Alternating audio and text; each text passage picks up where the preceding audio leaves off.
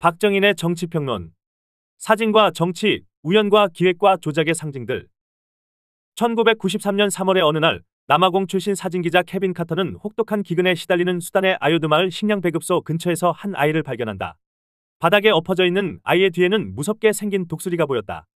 며칠 뒤 독수리와 어린 소녀 사진이 뉴욕타임즈 일면에 실리자 먼 나라에게 취급받던 수단의 기근은 세계적 관심 한가운데로 끌어올려졌다. 카터는 이듬해 퓰리처상을 받았다. 이 사진은 하지만 포토저널리즘 역사상 가장 큰 논란에 휘말린 사진으로도 유명하다. 아이는 어떻게 했냐, 독수리가 언제 해칠지도 모르는 아이를 놔두고 사진을 찍고 싶었냐 등등 카터에 대한 비난이 쇄도했다.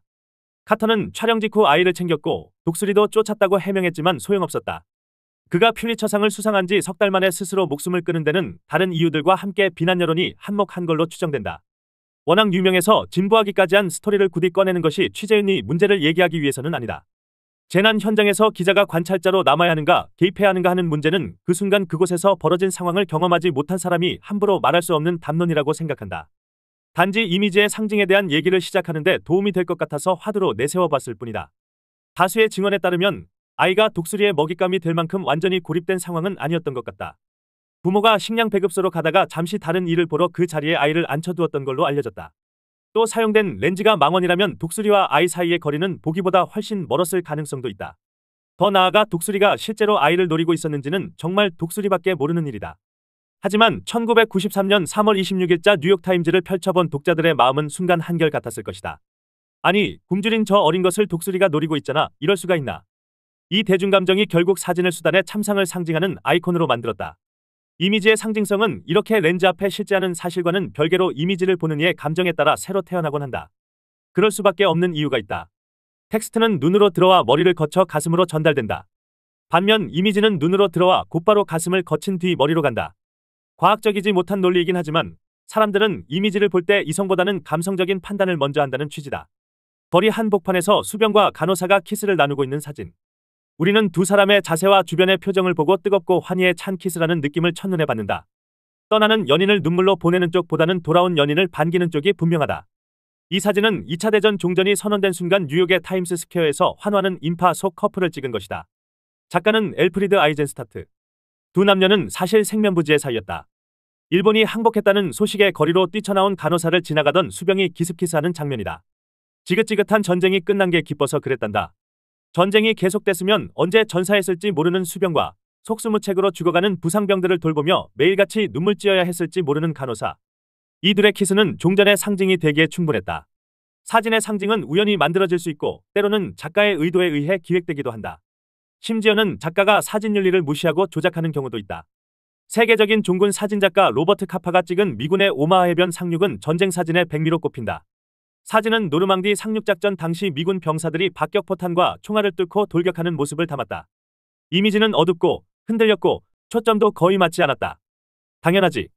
생사를 넘나드는 순간의 초점은 무슨 초점. 그래서 짜릿함이 더하다. 2차 대전 첫반전의 순간의 교차는 승리를 향한 투지와 죽음에 대한 공포를 극적으로 상징했다. 종군 사진의 대가답다.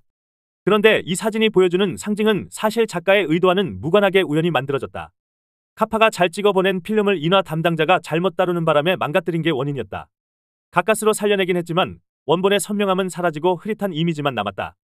그러나 보는 이들이 가슴으로 느끼는 상징, 목숨을 건 상륙작전의 긴박감은 오히려 증폭됐다. 전투 현장을 묘사한 사진이 연출사진처럼 쨍했다면 어땠을까? 돌진하는 병사들이 용감하다는 느낌은 줄 수 있을지 몰라도 생사의 경계에서 외줄타기하는 그들의 심정은 짐작하기 어려웠을 것 같다. 포토저널리즘의 세계에서는 의도치 않게 상징을 포착하는 행운이 간혹 찾아오기도 한다. 최근 졸지에 트럼프를 강한 미국의 상징으로 띄워 올린 저격사건 사진이 그랬다. 과거로 돌아가 보면 이른바 탱크맨도 있다. 1989년 6월 5일 천안문 광장에는 이틀에 걸친 유혈 진압을 마친 인민의 반군 전차부대가 줄지어 진입하고 있었다. 순간 흰 셔츠와 검은 바지를 입은 남자가 나타나 탱크를 막았었다. 전차부대 전체가 청년 한 명 때문에 올스톱된 이미지는 중국 공산당의 무자비한 진압에 대한 저항의 상징이 됐다. 멀리서 망원렌즈로 잡은 청년의 뒷모습에는 두려움도 주저함도 보이지 않았다. 광장 주변에서 취재하던 어느 기자도 피해 진압을 겪은 이튿날 이런 이벤트가 벌어질 거라고는 상상하기 어려웠을 것이다. 미 시사주간지 타임은 청년을 20세기 지도자와 혁명가 20인 리스트에 올리면서 이렇게 기록했다. 그의 이름을 아는 사람은 거의 없었다.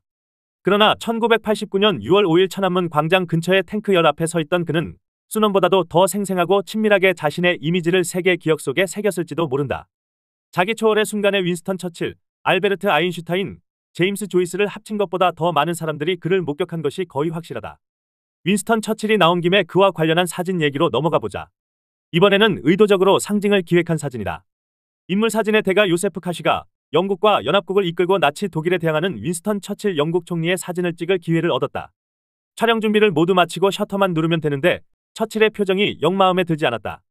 전쟁 지도자답게 고집스럽고 강인한 처칠 특유의 표정이 보이지 않았다. 카시는 즉석에서 꾀를 냈다. 처칠에게 다가가 입의 문시가를 갑자기 잡아채 버렸다. 순간 처칠의 눈꼬리가 올라가고 미간이 찌푸려졌다. 찰칵. 사진은 시사 사진 잡지 라이프의 표지를 장식하며 전쟁에 임하는 영국의 의지를 세계에 알렸다. 실제 처칠의 환한 시선은 카시를 향한 것이었지만 사진을 보는 다른 이들은 그 시선을 히틀러를 향한 선전포고로 느꼈다. 분명히 기획인지는 확실치 않지만 기획의 냄새가 짙게 나는 사진도 있다. 우선 시계를 르네상스 시대로 돌려보자. 미켈란젤로는 불과 24살의 인류사의 길이 남을 걸작 피에타를 세상에 선보였다. 십자가에 못 박혀 죽은 아들 예수를 아는 채 슬픔에 빠진 성모 마리아의 모습이다. 안정된 삼각구도, 섬세한 표정 처리, 근육과 피부의 생동감 등 모든 면에서 성모 마리아를 표현한 가장 위대한 걸작으로 평가받는다. 윤석열 대통령 부인 김건희 씨가 캄보디아 순방에 동행해 난치병을 앓고 있는 현지 아이들을 만난 적이 있다. 그때 찍어 공개한 사진이 논란이 됐다. 야당이 이른바 빈곤 포르노 공세를 펴면서 조명을 쓴 연출인이 아니니 공방이 번졌다. 궁금해서 인터넷에서 문제가 된 사진의 메타데이터를 보니 조명을 쓴 것 같지는 않았다. 노이즈를 감수하고 ISO 값을 굉장히 높였는데 조명을 쓰면 그럴 이유가 없다. 정작 흥미로운 건 다른 데 있었다. 김건희 씨가 아픈 아이를 무릎에 눕혀 안고 있는 사진이었다. 이 사진을 발견하고는 순간적으로 흠칫했다. 눈에 들어온 이미지의 윤곽이 피에타와 너무 닮았기 때문이었다. 아이가 누워있는 모습, 두 팔로 아이를 안은 자세, 아이를 내려다보는 시선, 표정에 담긴 감정, 무엇 하나 다를 것 없는 피에타였다. 김건희 씨는 미술과 사진 전시의 전문가인 만큼 본인이 기획했을 수 있고 대통령실 내에 누군가가 아이디어를 냈을 수도 있을 것이다. 기획이 아닌 우연의 일치였을 가능성도 없지 않다. 피에타를 기억하는 필자의 가슴이 눈이 방금 보내준 이미지를 두고 오판했을지 모른다.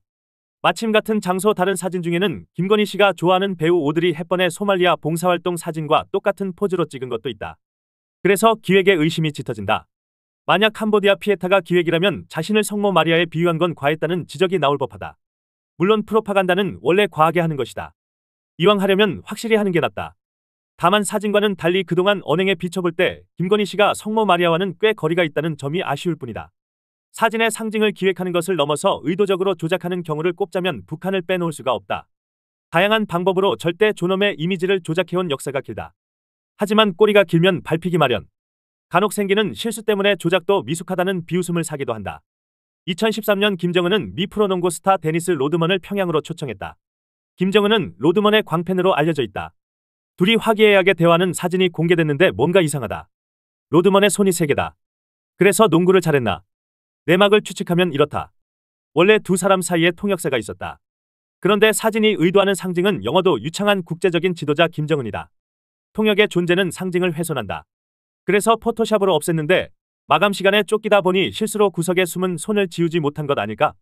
현대 사진은 AI 시대로 접어들면서 보정을 넘어선 전면적인 조작이 너무 쉬워졌다. 누구나 조금만 배우면 있는 사람을 감쪽같이 지우고 없는 사람을 집어넣는 정도의 작업은 식은 죽 먹기가 됐다. 김정은의 경우처럼 끊임없이 상징 조작을 추구하는 온 세상 권력의 입장에서는 반가운 일이다. 지금도 지구촌 곳곳에서는 권력자를 미화하고 그의 약점을 숨기기 위해 포토샵 프로그램이 바쁘게 돌아가고 있을 것이다. 그런 오염된 이미지들의 홍수 속에서 맑은 물 한 잔 마시는 기분으로 사진 하나만 더 소개하고 마무리한다. 1962년 베네수엘라 수도 카라카스. 총상 입은 병사를 신부가 부축하고 있다. 신부는 총탄이 빗발치는 전투 현장 한복판에 들어가 병사가 숨지기 전 하나님께 죄 사함을 청하는 성사를 집전하고 있는 것이다. 베네수엘라 군사 쿠데타 당시 헥터 로든이 찍은 사진이다. 역시 퓰리처상 수상작이다. 그는 당시를 회고하면서 나는 빗발치는 총탄을 피해 바닥에 바짝 엎드렸는데 신부님은 길 한복판에 서 있었다고 말했다. 신부님은 무사히 성사를 마쳤을까? 그 병사는 목숨을 구했을까? 아니면 목숨은 잃었지만 신부님 성사 덕에 천국에 갔을까? 많은 질문을 가슴에 품게 만든 사진이었다. AI 세상이 열려 아무리 정교하게 이미지를 만들고 조작할 수 있게 된다 하더라도 천안문 광장의 탱크맨이나 카라카스의 신부님 같은 인간 정신의 고결함을 순간 그대로 기록하려는 포토그래퍼들의 노력은 멈추지 않을 거라고 믿는다. 더 칼럼니스트